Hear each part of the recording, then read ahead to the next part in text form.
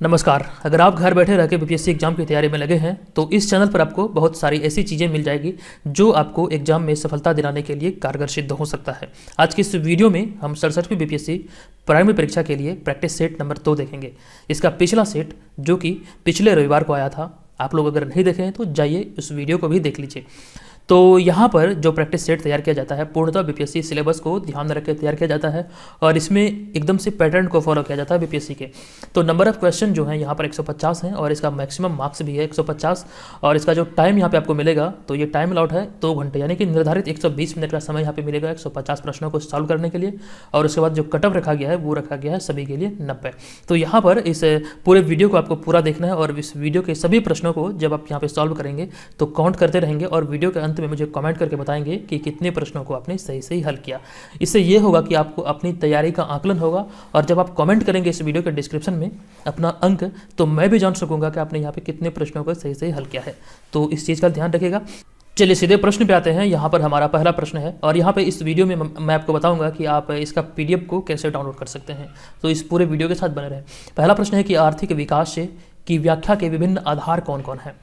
तो आर्थिक विकास के व्याख्या के विभिन्न आधार जो हैं ये यहाँ पे हमारा देखिए, यहाँ पर जो बीपीएससी एग्जाम होती है प्राइमरी परीक्षा, यहाँ पे आदत है कि ये 5 ऑप्शन के साथ प्रश्न पूछती है। तो आपको 5वें ऑप्शन को भी ध्यान रखना पड़ेगा।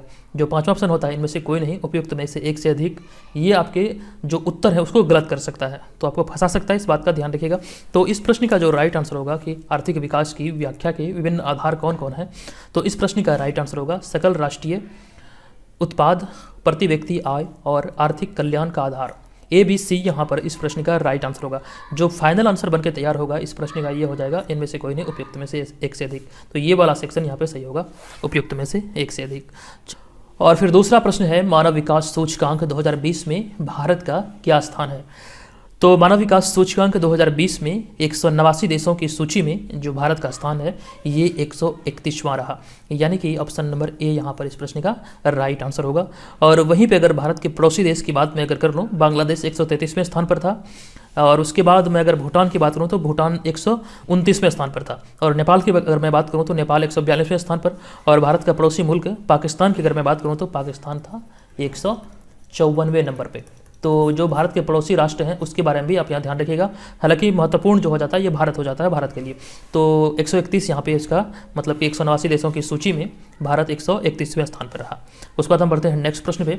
हमारा नेक्स्ट प्रश्न है कि मानव विकास सूचकांक किस अर्थशास्त्री ने तैयार किया था। पहला मानव विकास सूचकांक किस अर्थशास्त्री ने तैयार किया था। तो इस प्रश्न का जो राइट आंसर होगा ये हो जाएगा महबूब उल हक ने।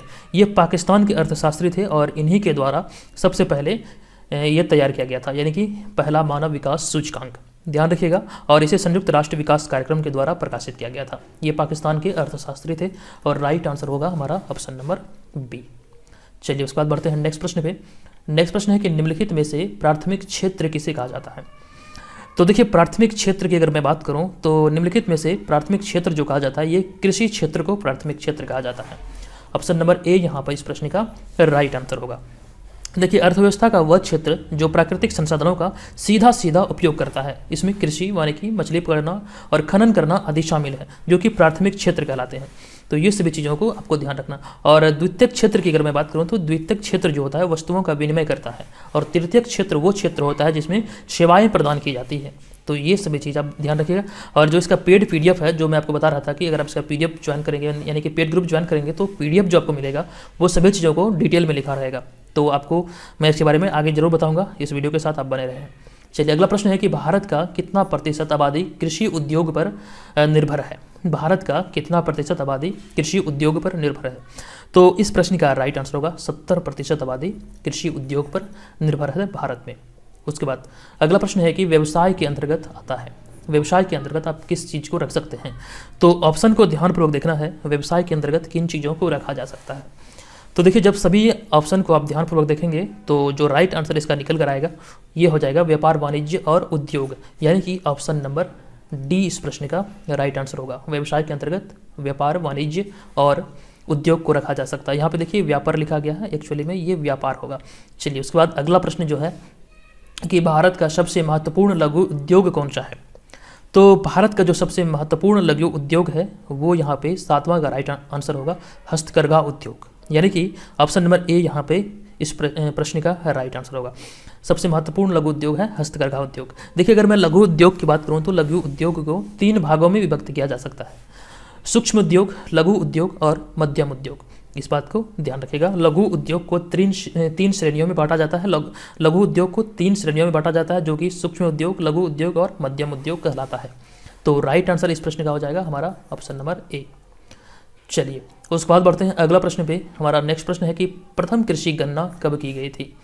प्रथम कृषि गणना जो की गई थी, ये 8वां का राइट आंसर होगा option number D, 1970। Most important प्रश्न है, प्रथम कृषि गणना 1970 में किया गया था। इस प्रश्न को ध्यान रखिएगा।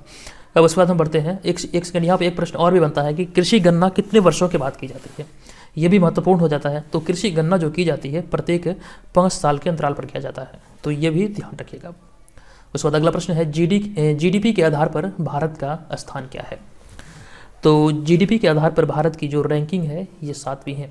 ऑप्शन नंबर सी यहाँ पर इस प्रश्न का राइट आंसर हो जाएगा। तो यहाँ पे देखिए जीडीपी की बात आई है तो पेड पीडीएफ में जीडीपी के बारे में आपको डिटेल में लिखा मिलेगा। अगला प्रश्न है कि हरित क्रांति का सर्वाधिक निराशाजनक परिणाम किस फसल में देखने को मिला था। तो हरित क्रांति का सर्वाधिक निराशाजनक परिणाम जो देखने को मिला था, यहाँ पर 10वीं का राइट आंसर होगा दलहन, यानी कि ऑप्शन नंबर ए। दलहन क्षेत्र में हरित क्रांति का सर्वाधिक निराशाजनक परिणाम देखने को मिला था।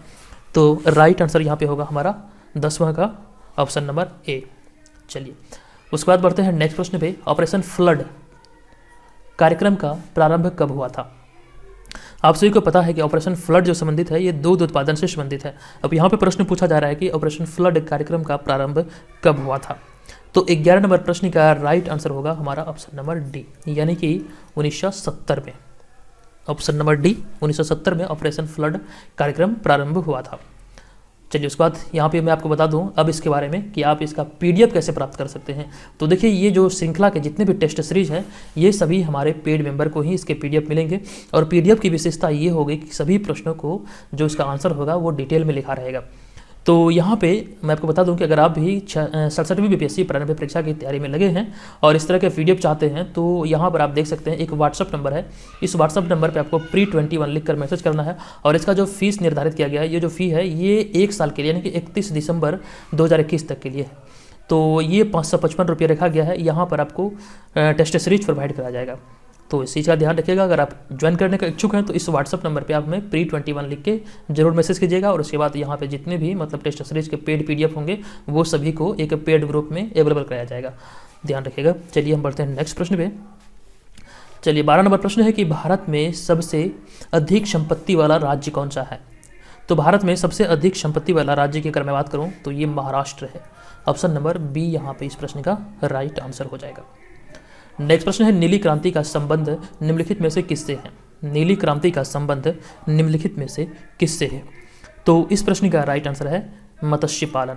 नीली क्रांति का संबंध है मत्स्य पालन से। देखिए किसी भी प्रश्न का जो मतलब एक्सप्लेनेशन अगर आप पढ़ते हैं तो ये आपकी तैयारी को बेहतर करता है। तो कोशिश कीजिएगा जो भी पीडीएफ आप यहाँ पे प्राप्त करेंगे, जो भी पेड मेंबर इस वीडियो को देख रहे हैं, तो जो एक्सप्लेनेशन वाला जो पीडीएफ आपको मिल रहा है उससे आप प्रैक्टिस जरूर कीजिएगा। इससे ये होगा कि आप एक प्रश्न के साथ 3-4 प्रश्न और भी सीख सकते हैं। तो इस चीज़ से आप एकदम फ़ायदा जरूर उठाइएगा। चलिए हम बढ़ते हैं नेक्स्ट प्रश्न पे। 14 नंबर प्रश्न है कि विश्व में कॉफ़ी उत्पादन में भारत का स्थान है। तो कॉफ़ी उत्पादन में अगर मैं भारत के स्थान की बात करूं तो ये कितने स्थान पर है। यहाँ पे राइट आंसर होगा 6ठा। ऑप्शन नंबर सी इस प्रश्न का राइट आंसर होगा। कॉफ़ी उत्पादन में भारत का जो स्थान है ये 6वां है, ध्यान रखिएगा। और अगर मैं भारत के अंतर्गत राज्यों की बात करूं तो राज्य श्रेणी में जो कर्नाटक राज्य है तो कर्नाटक में सबसे अधिक कॉफ़ी का उत्पादन होता है। इस बात को भी ध्यान रखिएगा। कर्नाटक में जो उत्पादन है ये संपूर्ण भारत का 53% होता है, ये भी ध्यान रखिएगा। चलिए उसके बाद हम बढ़ते हैं नेक्स्ट प्रश्न पे। 15 नंबर प्रश्न है कि इनमें से कौन भारत सरकार का केंद्रीय बैंक है। तो भारत सरकार का केंद्रीय बैंक काफ़ी आसान प्रश्न है, ये प्रश्न को आप लोग जान रहे होंगे। केंद्रीय बैंक जो है ये Reserve Bank of India, Bharat में एकमात्र रिजर्व बैंक है Reserve Bank of India. Option number B यहाँ पे इस प्रश्न का राइट आंसर होगा। केंद्रीय बैंक है रिजर्व बैंक ऑफ इंडिया, जिसकी स्थापना जो हुई थी ये 1 अप्रैल 1935 को हुआ था और ये स्थापना भारतीय रिजर्व बैंक अधिनियम 1934 के प्रावधानों के अनुसार हुआ था, ध्यान रखिएगा। ऑप्शन नंबर बी यहाँ पे इस प्रश्न का राइट आंसर है। अगला प्रश्न है कि मुख्यमंत्री नीतीश कुमार की घोषणा के अनुसार जल जीवन हरियाली योजना के तहत बने तालाबों की जिम्मेदारी अस्पताल में मरीजों को खाना देना तथा बेडशीट बदलने का कार्य अब किसे सौंपी जाएगी। तो ये बिहार जीके से संबंधित बिहार करंट अफेयर से संबंधित प्रश्न है और इस प्रश्न का राइट आंसर होगा ये कार्य, यानी कि जो कार्य यहाँ पे मैंने आपको बताया, जल जीवन हरियाली योजना के तहत तालाबों की जिम्मेदारी अस्पतालों में मरीजों को खाना देना तथा बेडशीट बदलने का कार्य अब जीविका को सौंपा जाएगा। ऑप्शन नंबर सी यहाँ पर इस प्रश्न का राइट आंसर है। चलिए उसके बाद नेक्स्ट प्रश्न जो है 17 नंबर प्रश्न है। ये प्रश्न हाल ही में बिहार के मुंगेर जिले के असरगंज प्रखंड स्थित अमैया पंचायत के लाल बहादुर शास्त्री किसान विद्यालय ममई में 7 जनवरी 2021 को कितने कोरोना संक्रमित पाए गए हैं। तो यहाँ पर 17 नंबर प्रश्न का जो राइट आंसर हो जाएगा ये हो जाएगा हमारा, यहाँ पे आप जब देखेंगे तो यहाँ पे जो मतलब कि कोरोना संक्रमित पाए गए थे 2 शिक्षक, 1 आदेशपाल और उसके अलावा 22 स्कूली बच्चे। तो सभी ऑप्शन को जब देखेंगे तो यहाँ पे आपको ध्यान आएगा कि कहीं भी ये राइट आंसर नहीं है, तो इनमें से कोई नहीं उपयुक्त में एक से अधिक, यानी कि ऑप्शन नंबर ई यहाँ पे आपका राइट आंसर होगा। 2 शिक्षक, 1 आदेशपाल और 22 स्कूली बच्चे, ध्यान रखिएगा 2 शिक्षक, 1 आदेशपाल और 22 स्कूली बच्चे, कुल मिला के 25 लोग यहाँ पे कोरोना संक्रमित पाए गए थे। चलिए उसके बाद हम बढ़ते हैं नेक्स्ट प्रश्न पे। नेक्स्ट प्रश्न है कि हाल ही में विश्व की सबसे बड़ी सॉफ्टवेयर कंपनी गूगल ने सुल्तानगंज बिहार भागलपुर की किस छात्रा को 60 लाख रुपए की पैकेज से सम्मानित किया है। तो अभी बिहार की छात्रा, इसका नाम याद रखिएगा आप, राइट आंसर होगा शालिनी झा। इन्हें अभी 60 लाख रुपये के पैकेज से गूगल के द्वारा सम्मानित किया गया है। ये सुल्तानगंज भागलपुर की रहने वाली है। ऑप्शन नंबर बी यहाँ पे इस प्रश्न का राइट आंसर हो जाएगा। चलिए नेक्स्ट प्रश्न पे चलते हैं। नेक्स्ट प्रश्न है कि भारत में बिहार राज्य को मक्का में सर्वश्रेष्ठ उत्पादन में अब तक कितनी बार कृषि कर्मण पुरस्कार मिल चुका है। तो संपूर्ण भारत में अगर बिहार की बात किया जाए कृषि कर्मण पुरस्कार के लिए, तो भारत में बिहार को जो कृषि कर्मण पुरस्कार अब तक मिला है ये 2 बार मिल चुका है। राइट आंसर है हमारा ऑप्शन नंबर बी, कृषि कर्मण पुरस्कार 2 बार मिल चुका है। उसके बाद अगला प्रश्न है कि बिहार कृषि विभाग के अनुसार किस अमेरिकी कीट से बिहार के किसानों को भी हाल ही में सतर्क किया गया है। बिहार कृषि विभाग के अनुसार किस अमेरिकी कीट से मतलब खतरा को देखते हुए बिहार के किसानों को भी हाल ही में सतर्क किया गया है। तो 20वें नंबर प्रश्न का राइट आंसर होगा फॉल आर्मी वर्म। ये नाम याद रखेगा, ये कीट का नाम है fall army worm. Option number B इस प्रश्न का राइट आंसर हो जाएगा यहाँ पर। चलिए उसके बाद हम बढ़ते हैं नेक्स्ट प्रश्न पे। हमारा नेक्स्ट प्रश्न जो होगा 21 नंबर प्रश्न कि सातवाहन वंश का सबसे बड़ा शासक निम्नलिखित में से कौन सा था।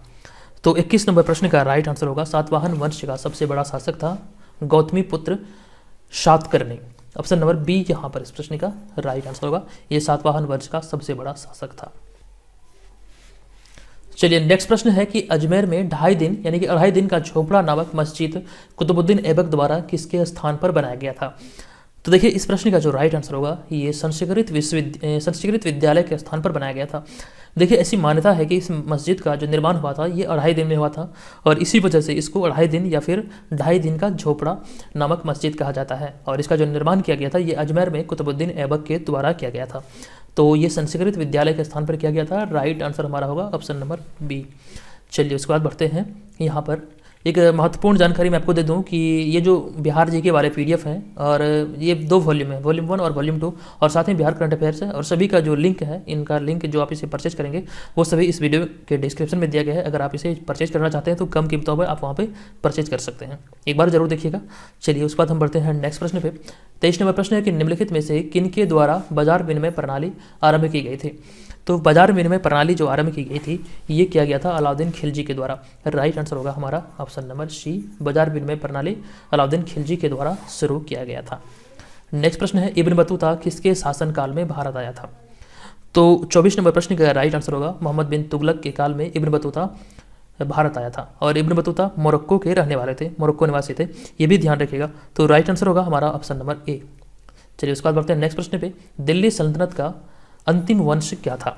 दिल्ली सल्तनत का अंतिम वंश क्या था। तो इस प्रश्न का राइट आंसर होगा लोधी वंश। ऑप्शन नंबर ए यहाँ पे इस प्रश्न का राइट आंसर हो जाएगा। उसके बाद अगला प्रश्न है कि भारत में पुर्तगाली सत्ता की वास्तविक नींव रखने वाला महानतम पुर्तगाली गवर्नर निम्न में से कौन सा था। भारत में पुर्तगाली सत्ता की वास्तविक नींव रखने वाला महानतम पुर्तगाली गवर्नर निम्न में से कौन सा था। इस प्रश्न का राइट आंसर होगा 26 का बी, अल्फांसो द अल्बुकर्क, यानी कि ऑप्शन नंबर बी यहाँ पर इस प्रश्न का राइट आंसर होगा। देखिए 1509 ईस्वी में फ्रांसिस्को दे अल्मोड़ा की जगह पे अल्बुकर्क पुर्तगाली गवर्नर के रूप में भारत आया था और उन्होंने 1510 में बीजापुर के सुल्तान से गोवा को छीनकर अपने कब्जे में ले लिया था और भारत में पुर्तगाली सत्ता का जो वास्तविक नींव रखा गया था, ऐसा माना जाता है कि ये अल्फांसो दे अल्बुकर्क के ही द्वारा रखा गया था। तो इसका जो राइट आंसर होगा ऑप्शन नंबर बी यहाँ पे हो जाएगा। नेक्स्ट प्रश्न है कि अंग्रेजों को भारत में राजनीतिक शक्ति किस युद्ध के बाद प्राप्त हुई थी? तो अंग्रेजों को भारत में राजनीतिक शक्ति जो प्राप्त हुई थी ये प्लासी के युद्ध के बाद प्राप्त हुई थी। और मैं आपको बता दूं कि प्लासी का जो युद्ध हुआ था, ये ध्यान रखिएगा, ये डेट काफ़ी महत्वपूर्ण है। 23 जून 1757 को प्लासी का युद्ध हुआ था, 23 जून 1757 ईस्वी को। राइट आंसर होगा प्लासी का युद्ध, ऑप्शन नंबर डी। चलिए उसके बाद अगला प्रश्न है कि स्वामी दयानंद सरस्वती द्वारा 1875 में आर्य समाज की स्थापना कहाँ पर किया गया था? तो स्वामी दयानंद सरस्वती के द्वारा आर्य समाज की जो स्थापना 1875 ईस्वी में की गई थी, ये मुंबई में की गई थी। राइट आंसर है ऑप्शन नंबर डी। उसके बाद नेक्स्ट प्रश्न है 29 नंबर, निम्नलिखित में से किस आयोग के द्वारा सबसे पहले भारत में प्राथमिक व माध्यमिक शिक्षा पर सुझाव दिया गया था? तो निम्न में से कौन सा आयोग के द्वारा ऐसा किया गया था कि भारत में पहली बार प्राथमिक एवं माध्यमिक शिक्षा पर सुझाव दिया गया था? तो 29 नंबर का जो राइट आंसर होगा ये चार्ल्स, ऑप्शन नंबर बी यहाँ पे राइट आंसर होगा। चार्ल्स वुड का जो डिस्पैच आप लोग पढ़ते हैं, चार्ल्स वुड का डिस्पैच नीचे जो 1854 में प्रस्तुत किया गया था, जिसे कि भारतीय शिक्षा का मैग्ना कार्टा कहा जाता है। यही भारत के इतिहास में भारतीय शिक्षा पर जो भारतीय शिक्षा प्राथमिक और माध्यमिक शिक्षा पर पहली बार ये सुझाव दिया गया था चार्ल्स वुड आयोग के द्वारा। राइट आंसर होगा हमारा इस प्रश्न का ऑप्शन नंबर बी। चलिए उसके बाद हम बढ़ते हैं नेक्स्ट प्रश्न पे। नए भारत का पैगंबर निम्न में से किसे कहा जाता है? तो नए भारत का जो पैगंबर का उपाधि दिया गया है, इस प्रश्न का राइट आंसर होगा राजा राममोहन राय को। ऑप्शन नंबर बी यहाँ पे इस प्रश्न का राइट आंसर है। चलिए उसके बाद बढ़ते हैं नेक्स्ट प्रश्न पे। गांधी जी को सबसे पहले राष्ट्रपिता कहकर किसने संबोधित किया था? तो गांधी जी को सबसे पहले राष्ट्रपिता कहकर जो संबोधित किया गया था, ये सुभाष चंद्र बोस के द्वारा कहकर संबोधित किया गया था। ऑप्शन नंबर बी यहाँ पे इस प्रश्न का राइट आंसर हो जाएगा। देखिए रेडियो प्रसारण कार्यक्रम में सुभाष चंद्र बोस ने एक रेडियो कार्यक्रम हुआ था और ये सिंगापुर से हुआ था और उसी में सर्वप्रथम सुभाष चंद्र बोस ने गांधी जी को राष्ट्रपिता कहकर संबोधित किया था। तो ध्यान रखिएगा ऑप्शन नंबर बी यहाँ पे इस प्रश्न का राइट आंसर है। अगला प्रश्न, निम्नलिखित में से कौन बंगाल का पहला गवर्नर जनरल था? तो 32 नंबर प्रश्न का राइट आंसर होगा option number D, Warren Hastings. Option number D Warren Hastings इस प्रश्न का राइट आंसर होगा। देखिए रेगुलेटिंग एक्ट 1773 के बारे में आप लोग पढ़े होंगे। रेगुलेटिंग एक्ट 1773 के तहत जो तीनों प्रेसिडेंसियाँ थी उसको कि बंगाल प्रेसिडेंसी के अधीन कर दिया गया था। जो बम्बई, मद्रास और कलकत्ता जो प्रेसिडेंसी थी, इन सभी को बंगाल प्रेसिडेंसी के अधीन कर दिया गया था और वहाँ पे भारत का पहला गवर्नर जनरल नियुक्त किया गया था वारेन हेस्टिंग्स के रूप में। और ये सभी जो हुआ था ये रेगुलेटिंग एक्ट के अंतर्गत, जो 1773 का रेगुलेटिंग एक्ट था, उन्हीं के प्रावधानों के आधार पर किया गया था। तो ध्यान रखिएगा। चलिए देखिए यहाँ पे एक महत्वपूर्ण चीज़ यह भी है कि जो तीनों प्रेसिडेंसी थी वहाँ पे गवर्नर हुआ करता था। जब ये तीनों प्रेसिडेंसियों को मिला दिया गया तो सम्मिलित रूप से गवर्नर को गवर्नर जनरल कहा जाने लगा। ये भी महत्वपूर्ण है, इसे भी ध्यान रखिएगा। चलिए उसके बाद हम बढ़ते हैं नेक्स्ट प्रश्न पे। अगला प्रश्न है कि भारत में पहली बार 1853 में रेल यात्रा कहाँ पर प्रारंभ की गई थी? तो भारत में पहली बार 1853 में जो रेल यात्रा प्रारंभ की गई थी ये मुंबई में की गई थी। मुंबई से थाने तक ये रेलगाड़ी चली थी, जो कि 1853 में लॉर्ड डलहौजी के शासनकाल में चलाई गई थी। उसके बाद अगला प्रश्न है कि भारतीय स्वतंत्रता के समय भारतीय राष्ट्रीय कांग्रेस के अध्यक्ष कौन थे? तो भारतीय स्वतंत्रता के समय भारतीय राष्ट्रीय कांग्रेस के जो अध्यक्ष थे ये थे यहाँ पे JB कृपलानी। ऑप्शन नंबर ए इस प्रश्न का राइट आंसर होगा। JB कृपलानी भारतीय राष्ट्रीय कांग्रेस के अध्यक्ष थे भारतीय स्वतंत्रता के समय। उसके बाद अगला प्रश्न है 1919 में रॉलेट एक्ट किसके काल में लागू किया गया था? तो 35 नंबर प्रश्न का जो राइट आंसर होगा ये होगा लॉर्ड चेम्सफोर्ड। लॉर्ड चेम्सफोर्ड के शासनकाल में 1919 में रॉलेट एक्ट लागू किया गया था। ऑप्शन नंबर सी इस प्रश्न का राइट आंसर है। उसके बाद मोतीलाल नेहरू और चित्तरंजन दास के द्वारा निम्न में से किस संस्था की स्थापना किया गया था? तो मोतीलाल नेहरू और चित्तरंजन दास के द्वारा निम्न में से जो संस्था का स्थापना किया गया था उस संस्था का नाम था स्वराज पार्टी। ये काफ़ी महत्वपूर्ण प्रश्न है, बीपीएससी का ये फेवरेट प्रश्न है, कई बार ये पूछा गया है। तो स्वराज पार्टी का जो गठन किया गया था मोतीलाल नेहरू और चित्तरंजन दास के द्वारा किया गया था। ऑप्शन नंबर बी इस प्रश्न का राइट आंसर है। अगला प्रश्न, निम्नलिखित में से किसके द्वारा भारतीय नागरिकता दी जाती है? तो भारतीय नागरिकता जो देने का कार्य किया जाता है ये गृह मंत्रालय के द्वारा किया जाता है। ऑप्शन नंबर बी यहाँ पर इस प्रश्न का राइट आंसर है। पेड पीडीएफ में इस तरह के सभी प्रश्नों का आपको डिटेल में जानकारी दिया रहेगा। आप वहाँ पे सभी चीज़ों को एकदम से डिटेल में पढ़ सकते हैं। यह टेस्ट सीरीज एक सप्ताह के अंतराल पे इसलिए लाया जाता है ताकि इसके अंतर्गत जो भी चीज़ें आपको दी जाती है, लगभग यहाँ पे आपको सभी टेस्ट सीरीज में 20 से 25 पेज रहते हैं और 20 से 25 पेज मुझे लगता है कि एक सप्ताह सफिशिएंट है, जो कि प्रश्न जो भी होते हैं उससे रिगार्डिंग सारी चीज़ों को पढ़ने के लिए। मेरे से जितना संभव हो सकता है मैं सभी प्रश्नों का डिटेल वहाँ पे देता हूँ। अगर आप लोग उस प्रश्न को और भी डिटेल में पढ़ना चाहते हैं तो उसे ज़रूर पढ़िए, ताकि आपको ज़रूर इसका फ़ायदा होगा। तो इस बात का ध्यान रखिएगा, एक सप्ताह में एक टेस्ट सीरीज आपके लिए सफिशिएंट है और इसी तरह से चलता रहेगा। लगभग 50 प्लस यहाँ पे अप्रॉक्स 50 सेट यहाँ पे आपको देखने को मिलेगा पूरे एक साल में। चलिए उसके बाद हम बढ़ते हैं नेक्स्ट प्रश्न पे। हमारा जो नेक्स्ट प्रश्न है, हमारे संविधान की प्रस्तावना में निम्नलिखित में से किसका उल्लेख है? तो 38 नंबर प्रश्न का जो राइट आंसर होगा, हमारे संविधान की प्रस्तावना में निम्नलिखित में से किसका उल्लेख है, ये प्रश्न पूछा जा रहा है। तो सबसे पहले आपको बता दूं कि इसका जो राइट आंसर यहाँ पे हो जाएगा, ये हो जाएगा ए, बी और सी। संविधान की प्रस्तावना में न्याय का, भ्रातृत्व का और प्रतिष्ठा की समानता का, ये तीनों का उल्लेख किया गया है, जबकि हमारे संविधान की प्रस्तावना में वयस्क मताधिकार का उल्लेख नहीं किया गया है। तो यानी कि हमारा जो राइट आंसर होगा ये हो जाएगा ऑप्शन नंबर ई।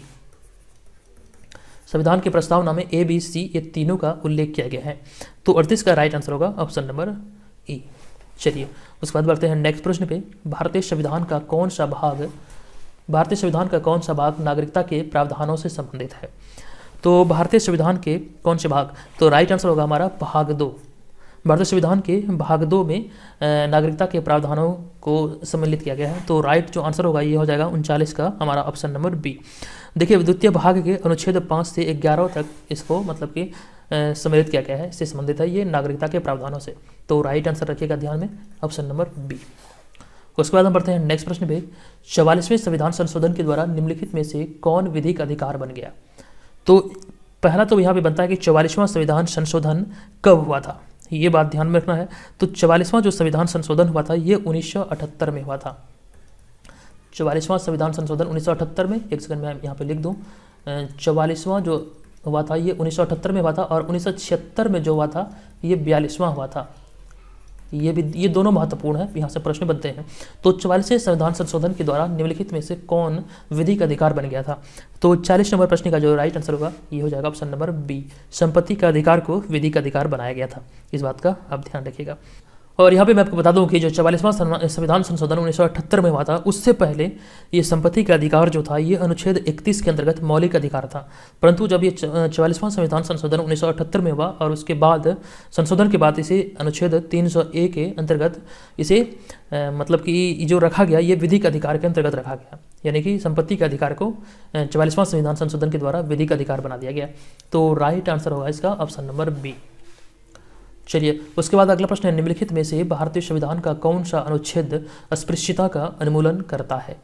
कौन सा अनुच्छेद अस्पृश्यता का उन्मूलन करता है? काफ़ी महत्वपूर्ण प्रश्न है। 41 का राइट आंसर होगा अनुच्छेद 17। ये भारतीय संविधान के अंतर्गत अस्पृश्यता का उन्मूलन करता है। ऑप्शन नंबर सी यहाँ पे इस प्रश्न का राइट आंसर हो जाएगा। चलिए उसके बाद नेक्स्ट प्रश्न है 43 नंबर प्रश्न कि भारतीय नागरिकों के मौलिक अधिकारों को निलंबित किया जा सकता है कब? भारतीय नागरिकों के मौलिक अधिकारों को कब निलंबित किया जा सकता है? तो 42 नंबर प्रश्न का राइट आंसर होगा राष्ट्रीय आपातकाल के दौरान ये राष्ट्रपति द्वारा निलंबित किया जा सकता है। ऑप्शन नंबर बी यहाँ पर इस प्रश्न का राइट आंसर हो जाएगा। चलिए उसके बाद हम बढ़ते हैं नेक्स्ट प्रश्न पे। हमारा नेक्स्ट प्रश्न है, जब राष्ट्रपति या उपराष्ट्रपति के पद पर कोई भी कार्यरत ना हो तो उनके स्थान पर राष्ट्रपति के रूप में कौन कार्य कर सकता है? जब राष्ट्रपति या उपराष्ट्रपति के पद पर कोई कार्यरत ना हो तो उनके स्थान पर राष्ट्रपति के रूप में कौन कार्य कर सकता है? तो 43 नंबर प्रश्न का राइट आंसर होगा यहाँ पर हमारा भारत का मुख्य न्यायाधीश। 43 का ऑप्शन नंबर बी यहाँ पर इस प्रश्न का राइट आंसर होगा। सर्वोच्च न्यायालय का जो मुख्य न्यायाधीश होगा ये इनके स्थान पर कार्य कर सकते हैं। ऑप्शन नंबर बी इस प्रश्न का राइट आंसर है। चलिए उसके बाद बढ़ते हैं नेक्स्ट प्रश्न पे। भारत में पश्चिमी तट के उत्तरी भाग को क्या कहा जाता है? तो भारत में पश्चिमी तट के उत्तरी भाग को कोंकण तट कहा जाता है। ऑप्शन नंबर बी इस प्रश्न का राइट आंसर है। नेक्स्ट प्रश्न, निम्नलिखित में से भारत के किस राज्य को भारत का संरक्षित राज्य कहा जाता है? भारत के किस राज्य को भारत का संरक्षित राज्य कहा जाता है? 45 नंबर प्रश्न का राइट आंसर होगा ऑप्शन नंबर सी, यानी कि सिक्किम को संरक्षित राज्य कहा जाता है। इस बात का आप ध्यान रखिएगा। चलिए उसके बाद बढ़ते हैं नेक्स्ट प्रश्न पे। निम्नलिखित में से किस राज्य के तीन तरफ बांग्लादेश की सीमा है? किस भारतीय राज्य के तीन तरफ बांग्लादेश की सीमा है? इस तरह के प्रश्न ही आपसे बीपीएससी एग्जाम में पूछे जाते हैं और इस प्रश्न का राइट आंसर होगा त्रिपुरा। और त्रिपुरा की अगर मैं राजधानी की बात करूं तो त्रिपुरा की जो राजधानी है ये है अगरतला। राजधानी से भी कई बार प्रश्न पूछे जाते हैं, एक प्रश्न आपको कभी कभी देखने को मिलता है। तो सभी भारतीय राज्यों का राजधानी आप ध्यान में रखिएगा। तो ये जो अगरतला है एक्चुअली में त्रिपुरा, ये जो भारतीय राज्य है ये तीन तरफ से बांग्लादेश की सीमा से घिरी हुई है, ये ध्यान रखिएगा। और उसके बाद बढ़ते हैं नेक्स्ट प्रश्न पे। निम्नलिखित में से किस भारतीय राज्य की तटरेखा सबसे लंबी है? निम्नलिखित में से किस भारतीय राज्य की तटरेखा सबसे लंबी है? अब यहाँ पे आप सभी जानते हैं ये काफ़ी चर्चित प्रश्न है और आप सभी जानते हैं कि सबसे लंबी जो तटरेखा है ये गुजरात की है। एक सेकेंड, इस प्रश्न में थोड़ा सा टाइम लूँगा और अच्छे से आपको बताऊँगा। तो आप सभी जानते हैं कि सबसे लंबी जो रेखा है ये गुजरात की है, लेकिन आपको ऑप्शन में गुजरात नहीं दिख रहा है। तो यहाँ पर आप कभी भी गलती से ऑप्शन नंबर ई को टिक मत कर दीजिएगा, क्योंकि आप देख रहे हैं कि यहाँ पे प्रश्न पूछा रहा है निम्नलिखित में से किस भारतीय राज्य की तटरेखा सबसे लंबी है, और आपने देखा गुजरात कहीं पे नहीं है, आप यहाँ पे इनमें से कोई नहीं पे टिक लगा दिया। ये आपका प्रश्न गलत हो जाएगा अगर आप ई पे ऑप्शन ई नंबर पे टिक करते हैं। तो यहाँ पर आपको क्या ध्यान रखना है, आप यहाँ पे देखिए एक शब्द यहाँ पे लिखा गया निम्नलिखित। ये शब्द का बहुत बड़ा अहम रोल है यहाँ पर इस प्रश्न में। निम्नलिखित यानी कि ये जो जितने भी यहाँ पे लिखे हुए हैं इनमें से कौन, निम्नलिखित यानी कि नीचे जो लिखा हुआ है इनमें से कौन भारतीय राष्ट्र की किस राज्य में भारतीय राज्य की सबसे लंबी तटरेखा है? तो गुजरात के बाद जो दूसरा सबसे लंबी तटरेखा है ये आंध्र प्रदेश का है। आपको बता दूं कि गुजरात के बाद जो सबसे दूसरी नंबर पर जो तटरेखा लंबी है ये आंध्र प्रदेश की है। तो हमारा जो आंसर होगा ये ऑप्शन नंबर ए होगा, ना कि ऑप्शन नंबर ई। इस बात का आप ध्यान रखिएगा, ठीक है। ऑप्शन नंबर ए यहाँ पे हमारा इस प्रश्न का राइट आंसर होगा, तो इस चीज़ से भी आप बचिएगा। तो यहाँ पे देखिए ऑप्शन नंबर 47 का जो होगा ये हो जाएगा ए। चलिए, आई होप कि आप इसके बारे में डिटेल में समझ चुके हैं। चलिए उसके बाद बढ़ते हैं नेक्स्ट प्रश्न पे। बिहार में अभिशाप का नदी किसे कहा जाता है? तो बिहार में अभिशाप का जो नदी कहा जाता है ये कहा जाता है कर्मनासा नदी को, और ये कैमूर की पहाड़ियों से निकलता है। तो कर्मनासा नदी को अभिशाप का नदी कहा जाता है क्योंकि पौराणिक कथाओं के अनुसार अगर मैं इसकी बात करूं तो पौराणिक कथाओं में ये मतलब कुछ मान्यता थी कि जिसके आधार पर कहा जाता था कि इस नदी का पानी जो है अभिशाप मतलब माना जाता था, उस पानी में पैर रखना भी अभिशाप माना जाता था। तो ये कथाएं पौराणिक कथाओं के अनुसार ही मतलब अभी तक ये मतलब कि कह सकते हैं कि ये भ्रांतियाँ फैली हुई है कि ये नदी अभिशाप का नदी है, इसे दूर रहना चाहिए। ये वो जो ऋषि मुनि इसके आसपास रहते थे तो इस नदी का जल का भी उपयोग नहीं करते थे खाना बनाने के लिए। तो इस वजह से ये कथाएं आज तक भी चलती आ रही हैं और इन्हीं के आधार पर अभी भी बिहार की जो कर्मनासा नदी है इसको अभिशाप का नदी कहा जाता है। जबकि कोसी नदी जो है ये बिहार का शोक कहा जाता है। कोसी नदी को बिहार का शोक नदी कहा जाता है, जबकि कर्मनासा को अभिशाप का नदी कहा जाता है। तो राइट आंसर जो होगा ये हो जाएगा अभिशाप का नदी, कर्मनासा नदी। अगला प्रश्न है कि संसार का सबसे बड़ा नदी द्वीप माजुली किस राज्य में स्थित है? संसार का सबसे बड़ा नदी द्वीप माजुली किस राज्य में स्थित है? तो 49 नंबर प्रश्न का जो राइट आंसर होगा ये हो जाएगा असम। ये असम में स्थित है। ये सबसे बड़ा नदी द्वीप है जिसका नाम है माजुली, जो कि असम में है। चलिए अगला प्रश्न है कि भारत में 1936 में पहला राष्ट्रीय उद्यान का नाम क्या रखा गया था? जो 1936 में पहला राष्ट्रीय उद्यान बनकर तैयार हुआ था भारत में, उसका नाम क्या रखा गया था? यहाँ पे आप कंफ्यूज मत कीजिएगा, ध्यानपूर्वक इसका आंसर कीजिए। इसका आंसर क्या होगा? 50 नंबर प्रश्न का जो राइट आंसर होगा मैं आपको बता दूं ये जो होगा ऑप्शन नंबर ए। आप ध्यानपूर्वक देखिए ऑप्शन नंबर ई क्यों होगा। तो 1936 में स्थापित पहला राष्ट्रीय उद्यान का जो नाम था ये था जिम कॉर्बेट राष्ट्रीय उद्यान, लेकिन एक्चुअली में जब इसकी स्थापना हुई थी तो ये हैली राष्ट्रीय उद्यान के नाम से जाना जाता था, जिसे कि बाद में जिम कॉर्बेट राष्ट्रीय उद्यान कहा गया। ये दोनों जो है यानी कि option number B and option number D ये दोनों एक ही है। तो इस आधार पर हमारा ऑप्शन नंबर ई यहाँ पे सही होगा। तो इस चीज़ से आपको बचना है, ध्यान रखिएगा। ऑप्शन नंबर ई इस प्रश्न का राइट आंसर होगा, ये फाइनल आंसर होगा। चलिए उसके बाद हम बढ़ते हैं नेक्स्ट प्रश्न पे। निम्नलिखित में से शांत घाटी किस राज्य में स्थित है? शांत घाटी जो है ये केरल में स्थित है। ऑप्शन नंबर सी इस प्रश्न का राइट आंसर होगा। चलिए उसके बाद बढ़ते हैं नेक्स्ट प्रश्न पे। निम्नलिखित में से कौन प्रिजन डायरी के लेखक हैं?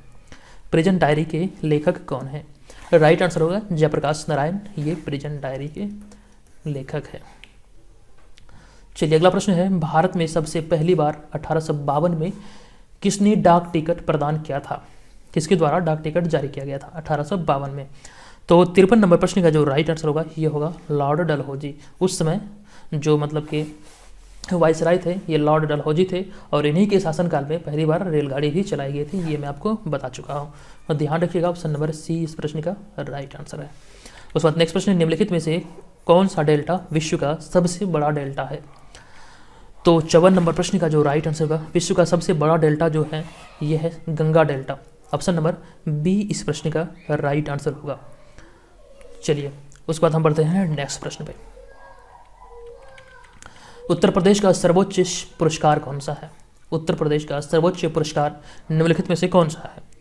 तो यश भारती पुरस्कार उत्तर प्रदेश का सबसे बड़ा पुरस्कार है।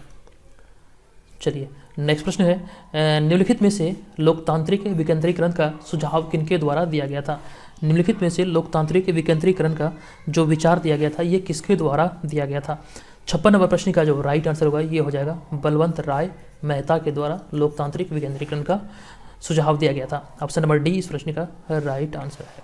अगला प्रश्न है, 2 अक्टूबर 1959 को भारत में पंचायती राज का शुभारंभ कहाँ किया गया? तो 2 अक्टूबर 1959 को भारत में पंचायती राज का जो शुभारंभ किया गया था राजस्थान के नागौर में किया गया था।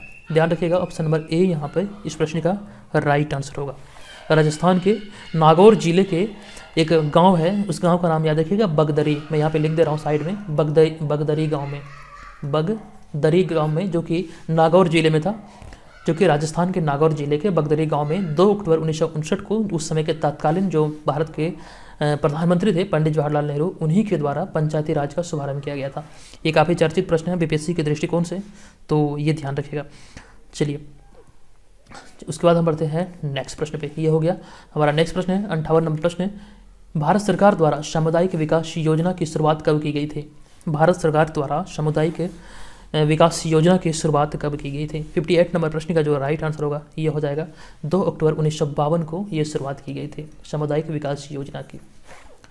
चलिए नेक्स्ट प्रश्न है 59 नंबर प्रश्न, अम्लीय वर्षा में ऐसा क्या होता है जिसकी वजह से वनस्पतियां नष्ट हो जाती है? अम्लीय वर्षा में ऐसा क्या होता है जिसकी वजह से वनस्पतियां नष्ट हो जाती है? तो देखिए इसका जो राइट आंसर होगा 59 का ये हो जाएगा ऑप्शन नंबर ई।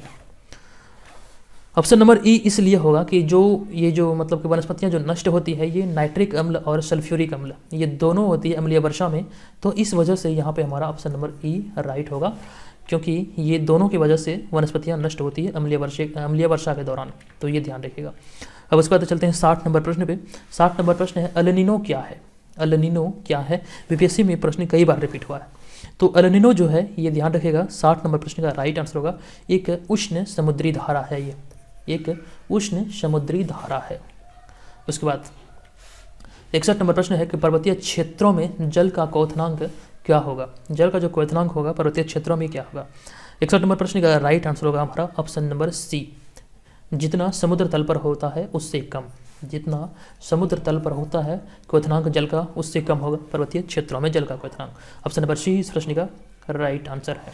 उसके बाद अगला प्रश्न है, भारत में राजकोषीय नीति कौन तय करता है? भारत में राजकोषीय नीति कौन तय करता है?